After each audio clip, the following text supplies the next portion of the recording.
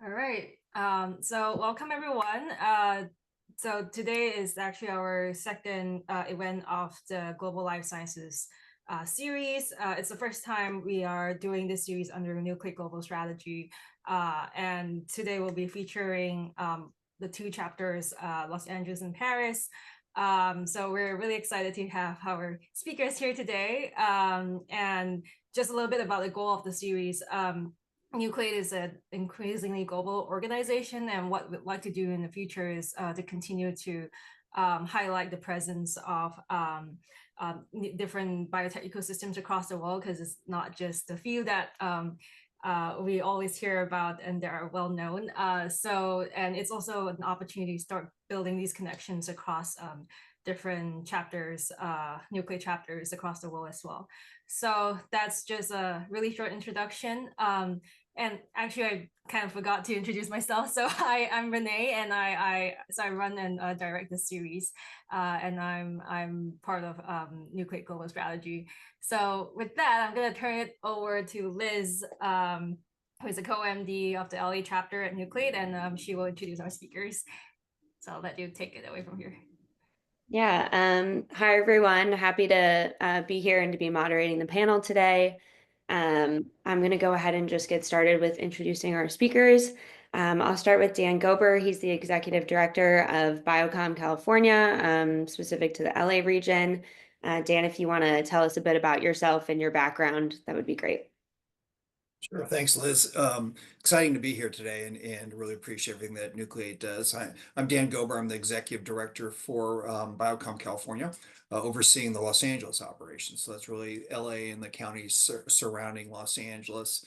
30-year industry veteran, been over here for almost 2 years with Biocom, and we're the largest trade and advocacy organization for life science companies that is out there. We represent over 1,700 member companies.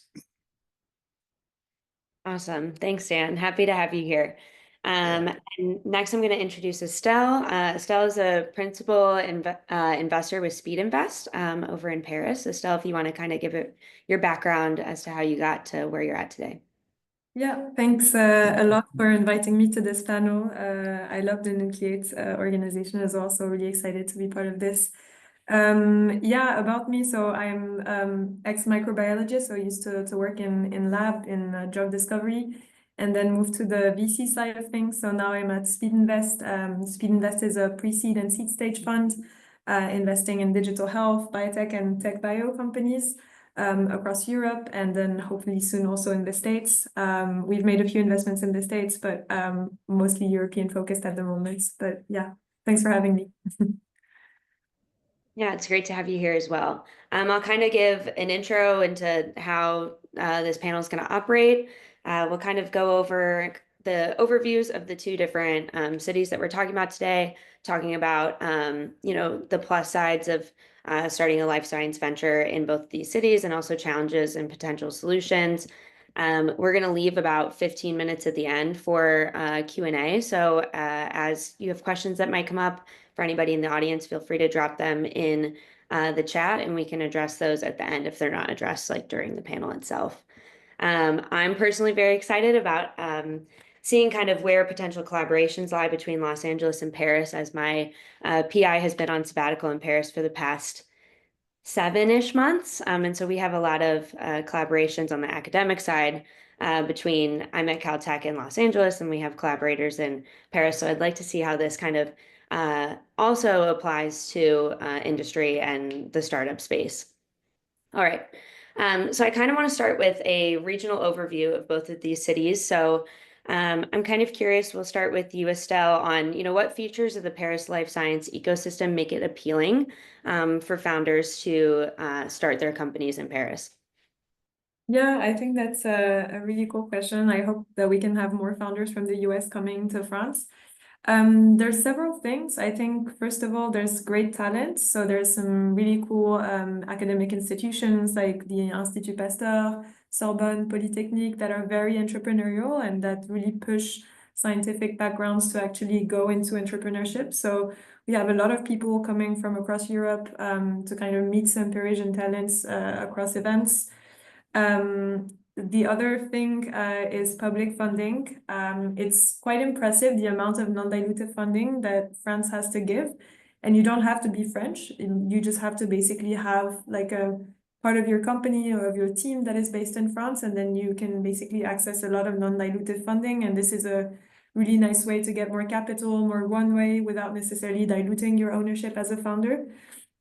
So there's BPI France, which has so much money to give to founders, but there's a lot of other initiatives. And then I think, like from a geographical perspective, Paris is very central in Europe. It's literally at the middle, and it's super easy to kind of travel around Europe, to kind of go to the different hubs in the UK and Germany, because it's super convenient location. And then from a VC perspective, a lot of biotech VCs are present in France, and same for digital health. It's a really nice ecosystem, in my opinion. Like most of VCs are quite young. And so compared to some other geographies like the UK, for example, I've noticed that the VC community is like ex-students or like ex-entrepreneurs that are quite young and dynamic. And I think it makes just everything a lot nicer for interactions for new founders. The last thing, maybe comparing it to LA, is that Paris is quite a small city. So you can get anywhere by bike, like 25-minute cycling, to like one part and to the other part. So it's quite easy to meet different people in the ecosystem without having to like block a full day to travel. So it's a nice place. Yeah, LA cannot relate to that last point. It takes like 2 hours on an average day. I guess I'll transition over to Dan. What do you think are some of the strengths of LA in terms of how we can operate as a life science hub?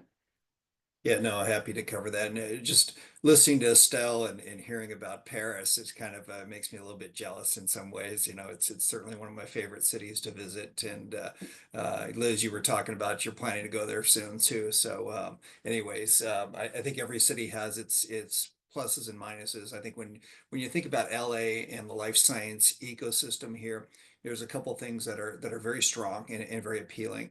One is really the academic centers. We get more grant funding from the federal government than anywhere else in the U.S.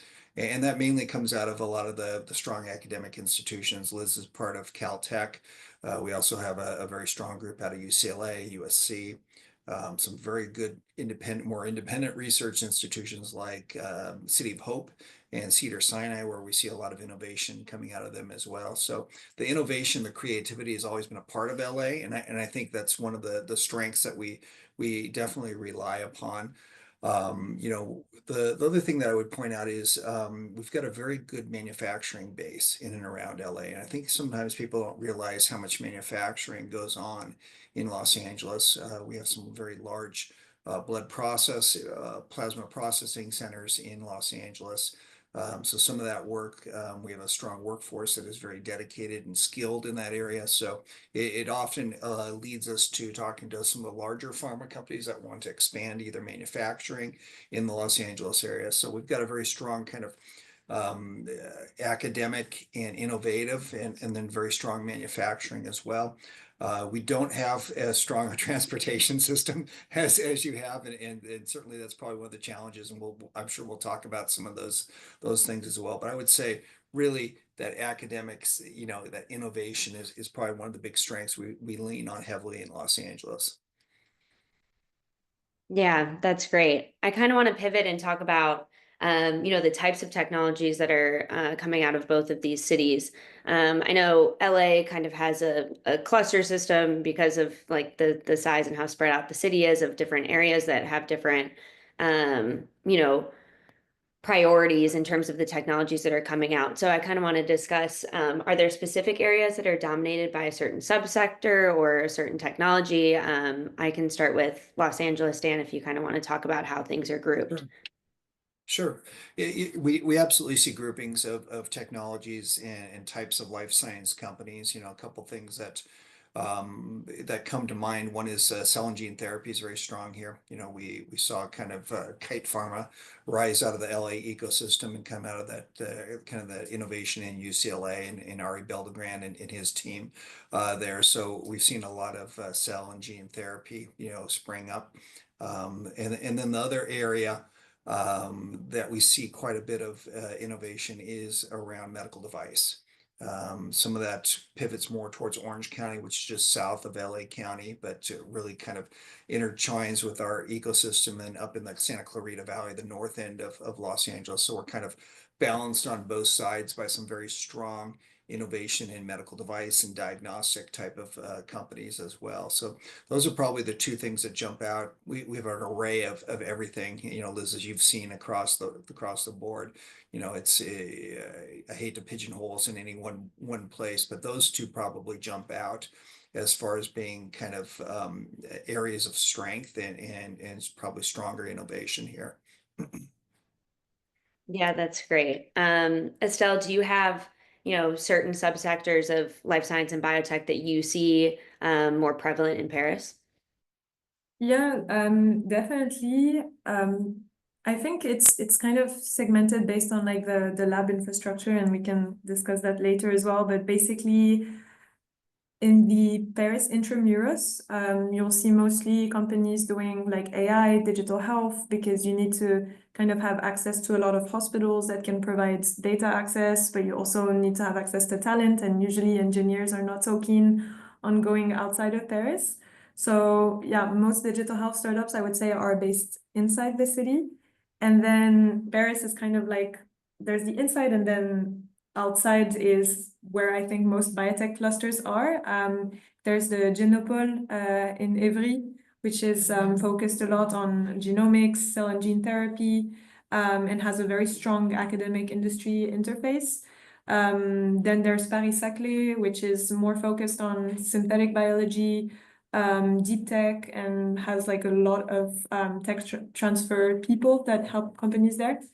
And then there's a lot of other like academic institutes like the CNRS and INSERM that are kind of located in lots of different hubs inside and outside of Paris. So it's a mix. I would say there's very little lab spaces in Paris, so often they have to go outside if they're building a biotech startup. Yeah, I think that's super interesting and good to see that, cell and gene therapy is kind of a hotspot in both of these cities.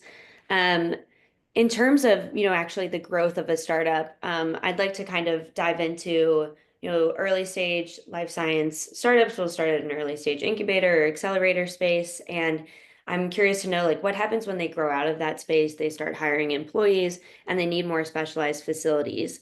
Are LA and Paris equipped for this, and what's being done to support these ventures to keep the talent in the city? Estelle, we can start with Paris. Yeah, of course. It's a really interesting question because I think that in the early stages of a startup, there's so much to support them. So in Paris, you have Station F, which is one of the largest incubators. There's lots of different programs for different technologies, and founders love being there in like the early days of their startups. There's also Agoranov and lots of other incubators that really support companies. And then comes the time where they raise funding and they have bigger teams. And that can be quite challenging. Lab spaces are basically in existence in the center of Paris, or really, really hard to find. Most of them have like 2 or 3 desks max, so you really need to get outside of Paris, and it's almost an hour, which is huge for Parisians, by the way. I think for LA people, doing like an hour commute is normal, but for us, it's crazy. So yeah, once you decide to scale, I would say the infrastructure is not perfect at the moment in Paris. And it's hard because you have to go out of Paris, but then it becomes harder to recruit talent because they don't necessarily want to work from those places that are a bit remote. They want to be in the center. So we're starting to see companies that have both like offices in the center of Paris and also in the lab outside, and they kind of work hybridly between like these two hubs. So yeah, I would say that's like one of the challenges I see. Yeah, and I guess you see support in the government or in private organizations that are trying to look into building out more lab spaces for these companies, or is it kind of not being advocated for right now? No, it's not really being advocated for. I spoke to a few founders yesterday to ask this question, and they all told me that there aren't any like incentives or support like from the governments for these lab spaces. There's so much going for like incubator stage, but when it comes to like actually building a larger company, it's harder. Yeah. Yeah, and I think the build out of building these lab spaces is also so complicated in terms of what requirements you need in terms of the building and that sort of thing. Dan, I want to kind of pivot and talk about Los Angeles and kind of the same thing. What are we seeing when companies are starting to expand and grow out of the typical incubator spaces? Yeah, and this is it was interesting yesterday when met Estelle and heard a little bit about this. You know, there's some of these very similar situations between the two cities. You know, in LA, I think this has been one of our major challenges. You know, we're a very innovative, creative area. You know, we have a lot of, you know, creativity in the arts and movies and things like that that we're known for, and some of that does spill over into the life science business. But keeping that talent in LA has been our challenge. And you know, there's a lot of technology that bursts out of LA. There was just a great story the other day in a conference I was in about Prometheus. Which is a successful multi-billion-dollar company that actually launched in San Diego, but the technology came out of Cedars-Sinai right here in LA. And I hadn't really put all those pieces together, but it's that classic example of, you know, they get to a point where then they need a little larger space, or they might need to start working on some, you know, some larger scale development, manufacturing, different things like that. And we struggle sometimes to find that space, you know, and I talked to a couple of the real estate developers. They said there's just nothing when someone needs 5, 10, 30,000 square feet of independent space. And it's a recognized problem here in LA. And I'll say we are trying to do some things to tackle that.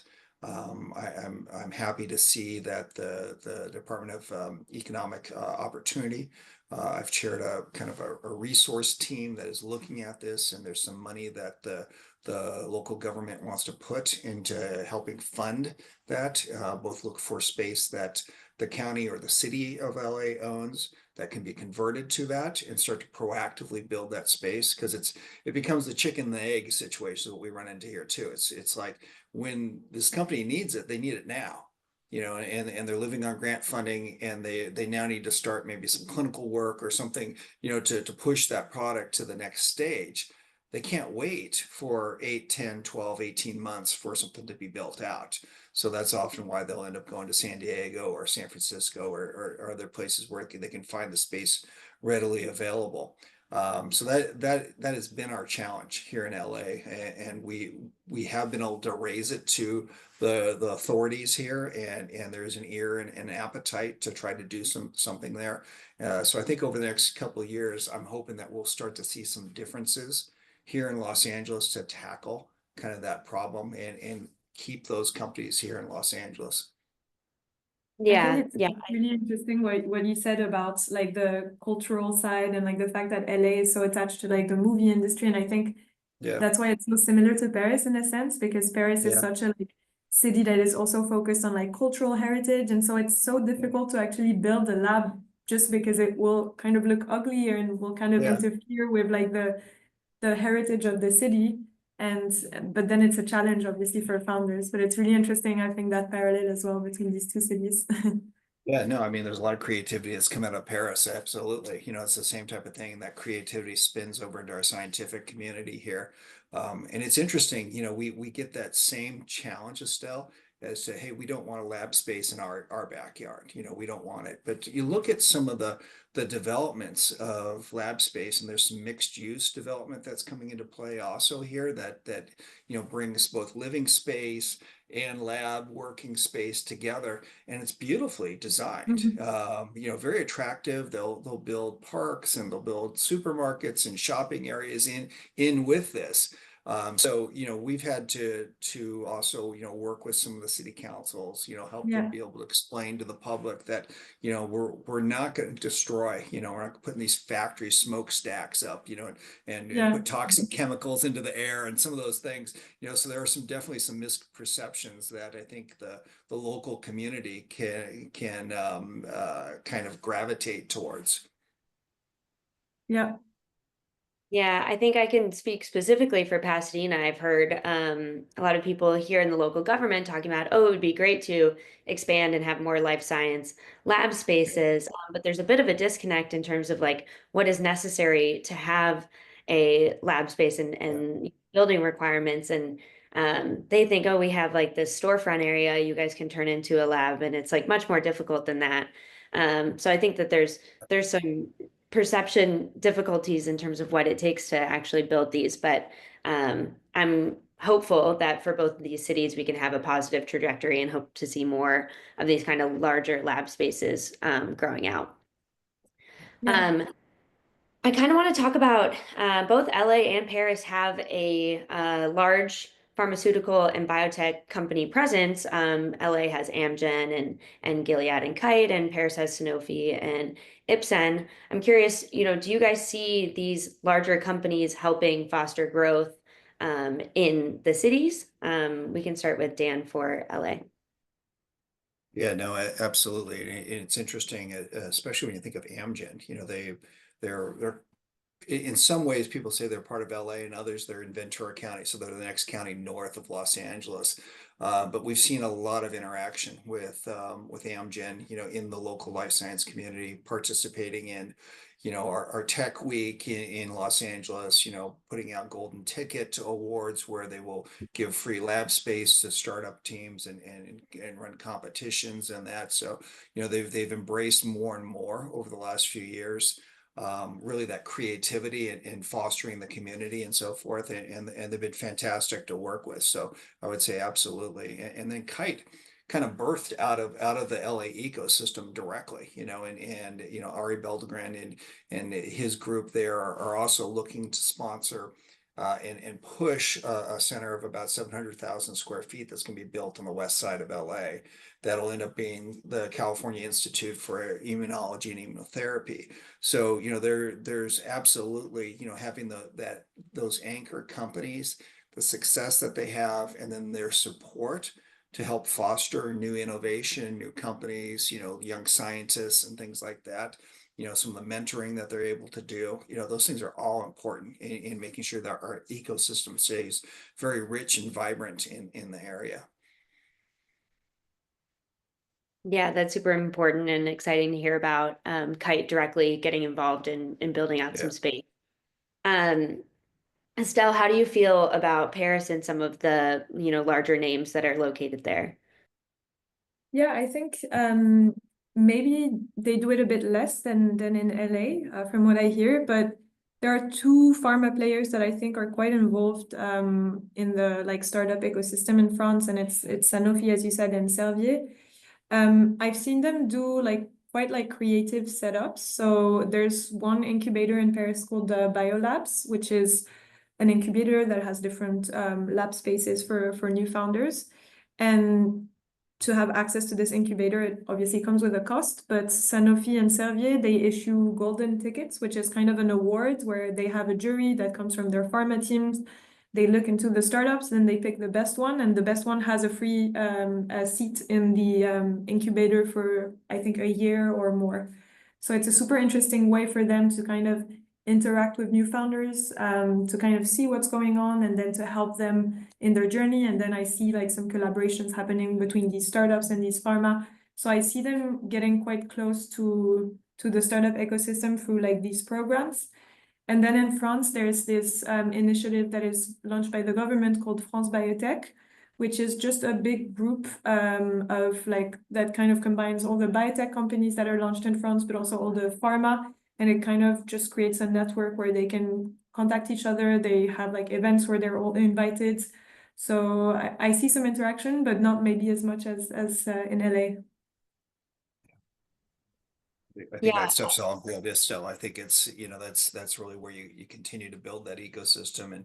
And the more what we've found is the more you can get more people involved, the more they get excited about, so, what's going on, both from academia, the government, the larger pharma players and things like that. One of the organizations that's very involved here too is Thermo Fisher, and they do a lot to sponsor some of those golden ticket programs.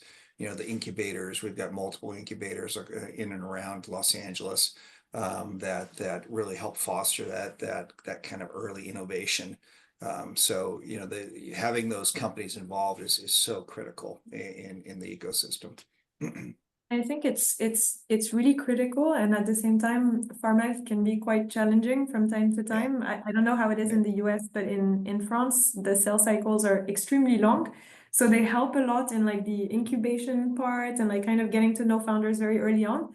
But then once they reconnect to kind of discuss collaborations, it can take months, almost years, and it's really hard for an early stage founding team to actually collaborate with pharma when they have these timelines. And also it's such a like organizational maze, like there's so many roles and we don't really know who owns the budget. And I had founders that had to like contact, I think, like 10 different people at Sanofi to yeah, like kind of understand who's the right one. So yeah, in a way they like really support the startups at the yeah, beginning, but when it comes to like these commercial discussions, it can be really hard. And a very early stage startup that is mostly relying on founders to do those discussions, it can really be a challenge for them. I don't know how it is actually yeah. in LA. No, that's very similar, and it's interesting that you bring that up, Estelle, because you know the other thing we find is we sometimes have to coach, you know, the early stage founders. You know, you're working with, you know, 7 or 8 people in a lab, and you can turn and make decisions and move very quickly. Mhm. Versus, you know, one of the companies that's very involved in looking at new technology in this area is Eli Lilly, and they will send Mhm. their BD people out, and certain people are very specialized in different areas. And their process for evaluation is very long. So sometimes Yeah. we also have to coach our founders and just say, hey, be patient. Know that the process will take some time. You know, you've made contact, continue to foster that relationship also that you have with these larger pharma partners, and know that yeah, they want to broker a deal too, because they maybe want to bring a specific technology in or invest in something that'll be, you know, collaborative with work that they're doing. And they're very interested in that. You know, and one of the things we're doing here in LA, we're just starting a series, and we're going to kick one off, is what we call a deal maker reception, where we're going to pull a lot of these BD people in from companies, some of our venture capital folks that are local, and then some of our founders as well, and just don't put an agenda together. Let them get to know each other, because you know there is that kind of teaching that there's a level of patience in developing a relationship. Let them get to know you. You need to get to know them. You know, this stuff doesn't happen overnight. You know, and these founders who work in a lab can see something and make a pivot very quickly, but it isn't going to work that way when they're working with a large partner out there as well. Yeah, definitely. I think patience is key with those sorts of things because it can land Yeah, you a Mhm. bit later. yeah, But it's also important to think about runway, and sometimes these companies, you know, can't wait so long. So I think yeah, that's part of the tricky aspect. yeah, And I want to kind of talk about funding and where companies in these two different cities are acquiring funding. I know, Estelle, you mentioned that there's a lot of non-dilutive grant options, but you know, how do you kind of see in Paris the difference between VC and angel investments, government grants, and you know, cross-border collaborations, and what's kind of the ratio of those? Yeah. Um, so I think non-dilutive funding is huge and is like almost a must, and all founders are aware of it. They all manage to get like enough, I think, non-dilutive funding on the side. So that's not an issue, I'd say. VCs, there's plenty of them. They're very local, which I think is sometimes a bit of an issue in France. Like a lot of VCs are very French and have like a very like French focused network. So sometimes it can be quite hard for companies that want to scale across Europe or to the States to actually be backed by French VCs because they're so local, and sometimes they even struggle to speak English. So that's like something that I find quite challenging, but I'm seeing it becoming more and more international. Especially if you're like a US founder that you just moved to France and you're pitching and like the VC is French and doesn't understand everything, like it can be quite challenging. But there's plenty of fish in the sea in France. So there's a lot of like very early stage VCs that invest in biotech, digital health, tech bio. So there's a lot, and VCs invest like at different stages as well. I would say there's a slight gap for like Series B, Series A fundraising. Like there's a lot of pre-seed and seeds, but like when it goes to the later stages, usually that's a bit tricky. And when it comes to even later stages, usually most companies will go to the US to raise money. So that's like a trajectory that I see a lot, like having European investors in the early stages, and then at some point trying to get some US VCs in the goal to maybe be listed on NASDAQ at some point, because European stock exchanges are not that good for biotech. So there's really this trajectory that I see where there's plenty of money for like very early stages, non-dilutive funding, and then there's a slight gap, and then US. Yeah, that's super, super interesting. You mentioned that French VCs tend to invest in French companies. Do you see there being interest at the early stage from, VCs that are outside of France to invest in French companies, or is it really a kind of closed market there? Yeah, no, definitely. There's a huge interest from European investors to access the French startup market. But I think it's not just like VCs, it's also some founders are also very French and like to have like a French VC and to have kind of that connection. So it really depends on the founding teams as well. Like if they have an international background, usually they really value having international investors or European US investors. If it's like a very French team that has never left France and like come from like a very specific background, then usually they like to have French investors and kind of just stay in that ecosystem. But for me, the most ambitious teams are the ones that want to have a US trajectory at some point, or that wants to kind of have an international team, have like people that speak English at work, and yeah, so I see that interest, but there's still a little cultural gap sometimes. Yeah, that's super interesting. And yeah, I think it's important to think about future growth and who, is investing in, and can have a say or, help you decide on, pivoting or, moving to kind of have a presence in the US. Dan, how do you kind of see the breakdown in types of funding for companies coming out of Los Angeles?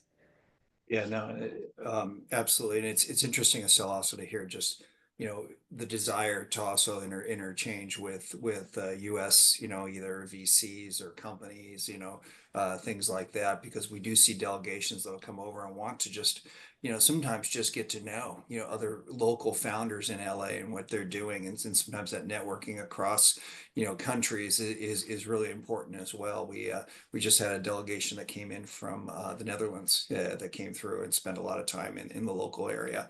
And it was very interesting just to have the dialogue with them as far as, what their healthcare system looks like and helping them understand kind of how the US system works and things like that. So I think more of that collaboration is important.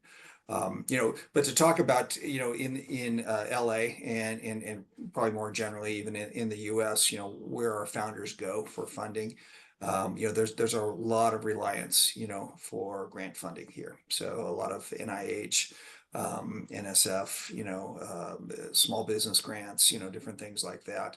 And there's been a lot of concern over these last few months, just with a new administration coming in, a lot of scrutiny coming into the process. A lot of people were concerned that, grants would be cut off, or maybe there wouldn't be a desire with the new federal administration to fund, the innovation, the science and things like that. I think a lot of that's starting to settle down and kind of come into play. And we're hoping that we're going to see a kind of a level of normalcy, because that is really important, for those early stage founders, to continue to foster and build their companies and push their ideas and their technologies and their products, a little bit further along. So, that's something we've just had a lot of noise about, and a lot of concern, legitimate concerns, I would say, from many of our founders as to what that's going to look like. So we're working through a lot of that. We have a presence in DC. We've got a presence in Sacramento. We work a lot in local policy here too. So we've spent a lot of time kind of trying to find out exactly what that'll look like moving forward. But it's also important, though, for our founders to have connections with larger pharmas that will invest often in younger companies and technologies and things like that. We try to foster that growth with VCs, with angel investors, with private equity, all of those types of things. one of the events that Biocom runs every year is we call it our Global Partnering Conference. And we just held this about a month ago in San Diego. We had about 600 people in attendance, and it's really a place to pull all of those folks together to have panel discussions to talk about what we're seeing in the marketplace, to help, collaborate and connect. They do it down in Torrey Pines. It's a nice intimate setting and a place that people have looked forward to coming to every year. So, we're trying to do a lot to make sure we can foster that continued funding part, because most of our young companies come to us, and that's kind of concern number one, is how do we fund this company? How do we get capital into it? And then secondly is, can you help us save some money? So we, our group buying programs and things like that are very important, and sometimes it's funny because they aren't as concerned about policy. But this year, everybody was concerned about policy, because it's like, hey, what is going to happen now with this new administration? How are things going to move forward? And they appreciate the fact that we had a presence in DC, and we're able to relate and both their concerns and also bring, clean information back to them as well. Yeah, it's super important right now. I think a lot of things are uncertain, and at least from the Nucleate activator side of things, we see a lot of teams that go after government grants, before looking into, equity taking type of VC or angel investment. So kind of worrying about that first round of funding through the government grants is definitely a concern for a lot of our teams. I kind of want to talk about the development of tech bio and digital health. I know, Estelle, you mentioned that that's kind of a big space in Paris. And obviously, this is a very hot topic right now, and there's been a lot of developments with integrating AI and more tech solutions into the traditional pharma and life science business models. And so I'm curious, how do you see that growth happening, and are the local investments following suit with kind of the technological advances that are happening right now in that space? Yeah, I think it's a really exciting space, and France is definitely kind of investing more in that trend, but like as a country, not like VC wise. I mean, there's this huge conference that is called Tech Bio France that was launched, and they plan to do like some other editions, but the first one was last year, so we can tell that there's something kind of bubbling. I think hospitals in France and research institutes are starting to get aware of their data and the value of their data. So they're being more and more careful about how they collect data and how they work with startups that need this data for their AI algorithms, how to price this data. So there's like a lot happening to kind of clean everything up and to make it accessible to founders so that they can build tech bio startups. So I'm seeing a lot of startups kind of flourishing in that space. I think where there's a big issue at the moment, and I think that's kind of across geos, is just tech bio VC. I think it's a very challenging space to be in, and we discussed that briefly yesterday, but you're basically falling in like a gap because you have generalist investors that are usually looking for very tech type of trajectories that are very scalable. Like they kind of draw it as like a hockey bar where you start and then you make lots of revenue super early, SaaS business models that are very just like software typical. And so these investors, they struggle a little bit with like the biology component, or the fact that it's going to take a bit longer before they can make money, or that the sales cycles with pharma and biotech are a bit different than with like traditional like fintech companies. So generalist investors, they find the tech bio term very cool, but they're a bit stressed about it. And then you have biotech investors that are very used to investing in molecules with like very like clinical trajectories. And when they hear about tech bio, they wonder whether it's like biotech in disguise, like are they actually going to build a pipeline at some point? If not, then is that really interesting for us? And they also have different expectations in terms of data, because they want to see maybe like some preclinical data, a bit like of IP. And so you have founders that are pitching to like biotech investors and generalist investors. They need to present something completely different in terms of like long-term vision. Like to the biotech investors, they need to kind of sell a vision of maybe we'll develop a molecule, and to generalist investors, maybe we'll become like a really like high revenue generating company. And then you need to present different things. To biotech investor, you need to present like some scientific data, some IP, but to generalists, you need to present like a strong tech. So it's kind of strange and difficult, I think, for founders to pitch in that space. And I really hope that there's going to be more VCs kind of taking that leap of faith, accepting that they can't understand everything about that company, that there's a part of uncertainty on the business model, and for biotech investors that maybe the company has been focused a lot on the AI and on the data access part and less on a molecule, but that's fine, it will come later on. And just kind of cooling down because it's a new field and it makes sense that we don't know everything about it yet. So that's a challenge that I see on the investment side. Yeah, and hopefully, you know, in the next few years, there'll be some precedent set down and some companies that have really done this the right way, and that opens doors and investors are maybe a little bit less hesitant in this Yeah. space. Dan, do you kind of see the same or different things in LA? No, absolutely. And you know, Estelle brought this up yesterday when we were talking as well. And it's absolutely a trend that we're seeing not only in LA, but I think across, you know, the US and particularly in California, you know, where there's been a very heavy, strong technology, tech focus. You know, a lot of digital companies have been very successful, have birthed out of, you know, Silicon Valley and San Francisco and also in the LA area. And this is completely a trend that we're following. We really think that a lot of the advancements that you're going to see in human health is going to come from a convergence, is what we're calling it here. And it was interesting, you know, to have you say tech bio, and it was like, well, wait a minute, that's what we're calling converge here. We're chasing the same thing, and we're saying, you know, it's going to take some different disciplines and some different areas of expertise to break forward. And we see, you know, Google has health initiatives, and you know, all these larger data companies are all trying to vie into, you know, the health area. But to Estelle's point, the timeline and the patience and the progress is a very different thing. And I'll put a plug in. We've got a conference actually next week, so this is timely that this subject came up. It's called Converge. It's up in San Francisco. This is our second annual conference.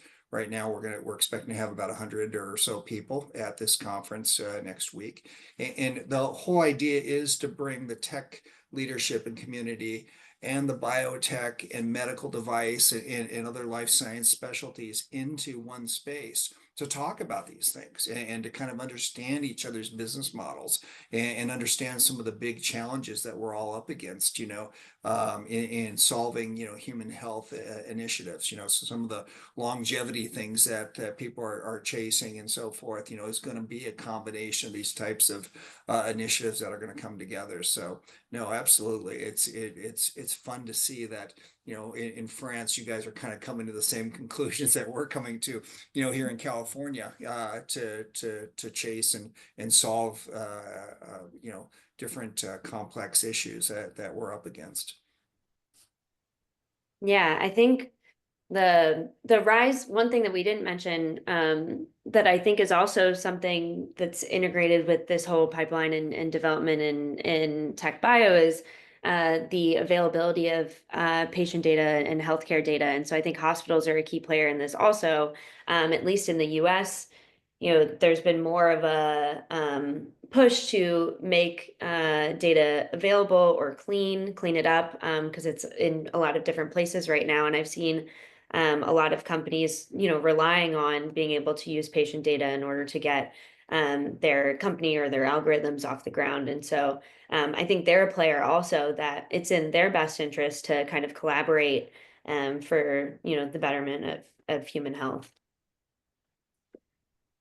All right. It is 9:45, so I think we'll pivot to Q&A. And if we have more time, I'll go back to some other things that I personally want to ask you guys, but I want to get some feedback from the audience. So we have one question. It says, what do you wish founders understood better about raising across international markets? Estelle, if you want to kind of talk about this from the European perspective first. That's really interesting. What do I wish founders understood better? I think it really depends on the teams. Like some I think it would be great if some founders had like a level of understanding of like the different healthcare markets, for example, if they're in digital health. Like it also really depends on the technology, but if you're a digital health founder and you want to raise from US VCs, I think you need to have a knowledge about how the healthcare system works, what are the different like reimbursement systems that are in place in the US, just to make sure that you have credibility and maybe to have a team member that is based in that geography that they can also meet in person. So like kind of showing that you actually care about their geography, because usually VCs are quite attached to where they're located, just like any ecosystem player. So I would say, yeah, a small level of understanding. And then for biotech founders, I don't think there's much to say about, because they don't really need any like healthcare market expertise. It's just going to be about the molecule. So maybe making sure that you understand also like what are the biggest indications and unmet needs in the US in terms of like medication, and kind of understanding the dynamics of geographies. But otherwise, I think there's nothing major. Yeah. And just to add to that, I think that goes both ways. I think understanding, we have a lot of founders who, want to get into the European market as well, and the regulatory bodies are different, the process is different, even, Estelle, you mentioned some things just culturally. There's some differences in the way in which, if you're going to approach an investor or work with a collaboration or something with somebody out of France or other parts of Europe, culturally they're going to approach and I think as Americans and US people, we always just want to get down to business. And I find sometimes you've got to slow down a little bit, and also just teaching some more of that patience. But, when we had that delegation come over from the Netherlands, just an understanding of how our healthcare system works, Estelle, to some of the things you said, how our reimbursement system is dramatically different, and in some ways probably more complex. It can vary from state to state, hospital systems, and reimbursement for medically derived products versus pharmaceutical products are very, very different in that, and then also just the time frame in which things are done. There's a lot to learn, I think, across both ways. And I think in general, with founders, it's trying to help them, understand a couple things. It's just you need some patience. You need to let this play out. Some of this is developing a relationship. And then you will always be working on your funding, no matter what stage or where you're going, continuing to let them know that'll probably be a normal process of being a leader in one of these life science companies. Yeah, that's fascinating and really important information, I think. So we have a question from Robert, and this is mainly for Estelle. What is the ROI of non-dilutive funding sources in France? For example, in the US, the ROI for let's say an SBIR grant is $2.5 or $3.6 of tax generated for every $1 invested, and the total economic output is $20 to $30 for every $1 invested. So public funding is crucial for innovation here in the US, but how is it in France? That's a really interesting question. I'm not sure I have the exact answer, but for sure it's lower than the US. I think that the last thing that I saw was that it was around, for like $1 it would be like 1.50 in tax revenue. So like it's a lot lower in terms of ROI, but still there is some part of it. But yeah, I would need to review that in detail. Yeah. All right. Yeah, I think it's interesting to kind of think about, especially because you mentioned that Paris has a lot of non-dilutive funding. I want to pivot to, I think, a question that's more, aligned with Dan and talking about our current economy. Do you have any advice for scientists wanting to move from academia to startups and biotech, given kind of the current climate here in the US? Yeah, that's a great question. What's advice? I think it's some of the things we've been talking about. Be willing to play the long game. I think when I know, Liz, you and I have had these kind of discussions with Nucleate and other PhD student-led organizations in LA, and you've got to be passionate also about this. this is a tough road to go down. It's a long-term play.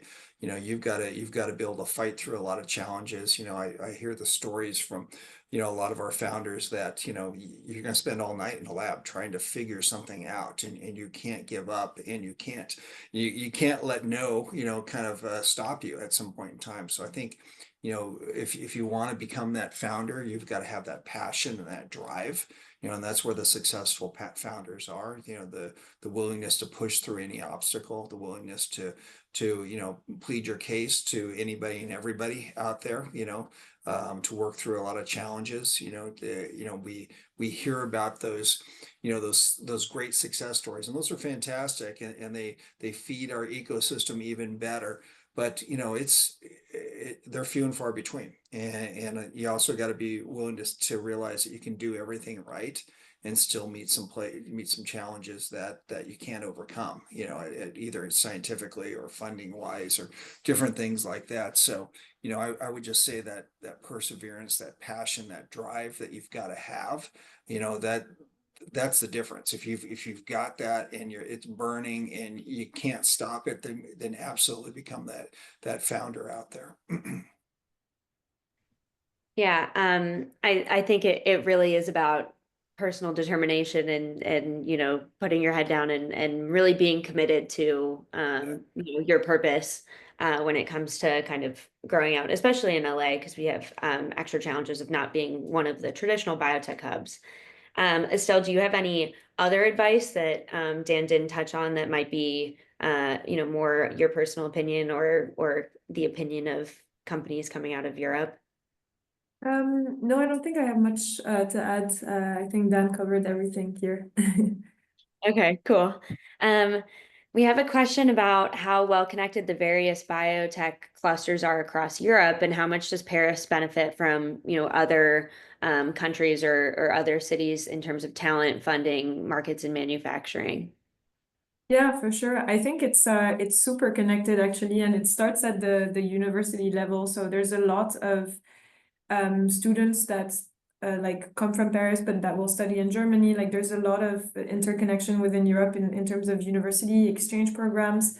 So we start at university to already have an eye on Europe. And so there's a lot of cross-border recruitment. So for example, Paris, they pull top scientists from the VIB in Belgium, which is like a really good institute there, from Heidelberg Institute in Germany, or in the Nordics, there's the Bioinnovation Institute. So I think it's pretty connected from a talent perspective.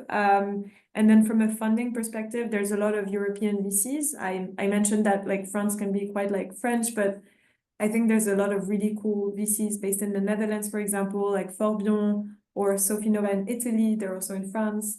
So you have like a mix of funds that have different presences in Europe. And I think Speed Invest is a good example because we have offices in Paris, where I'm based, but also in Berlin, Munich, London, Vienna. So super, super European focused. So yeah, and then there's some EU European level grants. So EIC Accelerator, Horizon Europe, that also strengthens the ties across clusters. So yeah, I would say it's super, super well connected. Yeah, that's great to hear. I can only speak from the Caltech perspective because that's where I'm at, but Caltech tends to lean to be a school that has a lot of collaborations in Europe, and I have most of my friends here at Caltech are European and are coming from European institutions and then coming over to Caltech. So it's good to see that there's a lot of collaborations within Paris and within Europe, and then also we have subsectors of different universities in the US that are also kind of swapping back and forth talent. I think that's really helpful for spreading general knowledge and resources, so that somebody that is European can come over here to the US and learn about the startup ecosystem here, or the regulatory profiles, and then they can also compare that to what they experienced in Europe and can make educated decisions on where they want to land long term. We have a question, which might be our last one, given the time. They said, I'm curious, since the since given the longer timeline and different investing strategy in the med, health, and biotech space, what are the top 3 things that you look for in companies to invest in? So this is probably geared at Estelle, and then Dan, we can kind of talk about trends that we see as well. So yeah, that's a really interesting question because these are very different strategies indeed. So I would say that in biotech, since we invest at pre-seed and seed stage, we have to be very careful because the risk of failure is like 99%. So usually we will be looking for teams that have done it before, in biotech particularly, that have experience just pushing molecules through clinical development. We'll look for indications with high unmet needs that are like a high priority for pharma at the moment, and novel modalities. So that's kind of what we're going to be looking at. It's very hard to expect any data, like preclinical data, when you invest at pre-seed. So we have to be really focused on the team and on the market for biotech. Then for digital health, I think it's a bit different because it's going back to that hockey trajectory. That's what we'll expect for digital health because they can have more of like a SaaS business model. So we're going to be looking for founders that have a strong sense of urgency, that really have like an itch to do it now, to close some deals, to be a leader in Europe or in the world. So it's going to be really about kind of the founder traits first. Because they have to be strong executors if they want to hit that hockey curve. And then obviously we'll be looking at the markets, making sure that if they're doing something for hospitals, that there's actually needs. So I think another key thing that we look at is really interviewing some experts and KOLs and making sure that this is an actual problem and not just kind of something in the air that they will never pay for. And then the last thing that is really important, and that's more from like a fund perspective, is that there's different ways you can build a startup. Like you can build a startup that has like a very nice growth that is just like you have a good amount of revenue, but if you don't have the ambition to be the leader in the space, then for us it's going to be difficult to back you because for a pre-seed and seed stage fund, you're taking a lot of risk. And so you need to invest in a company that has the ambition to be a multi-billion dollar company at some point. And if you have the ambition to just build a startup that is very like stable growth, that's completely fine. I think it's healthy. But then that's something that wouldn't work for us. So it's like top priority to make sure that you want to build a giant. Yeah, I see kind of those same trends happening here in the US. We are right about at time, so I want to thank you guys so much for joining and being a part of this very informative discussion. I got a lot out of it, and I know our audience did too. I wanted to ask if either of you guys have anything that you'd like to plug or anything upcoming in your cities that you think would be helpful for our audience. I know, Dan, you mentioned a few Biocom events, which are always really well attended and well executed. I would want to know what Estelle's got going on, so we have a reason to go to Paris, too. So, but I would, yeah, absolutely check our website. We're always updating our events and always looking for ways to collaborate, across the community here. So. Yeah, I mean, on my side, I'm planning to organize an event with Clara from Nucleate at some point. So like a kind of Nucleate Paris / Speed Invest edition. So yeah, stay on top of that. It might happen. And otherwise, there's always some cool events in Paris. There's the AI for Health event that I think is quite nice for digital health startups and that I suggest on attending. But thank you so much for having us. This was a pleasure and really nice to be at different sides of the globe talking about subjects we're passionate about.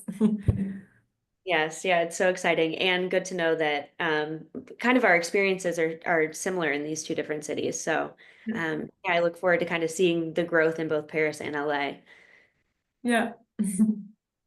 All right. Lovely Thank you meeting. so much. Thanks, everybody.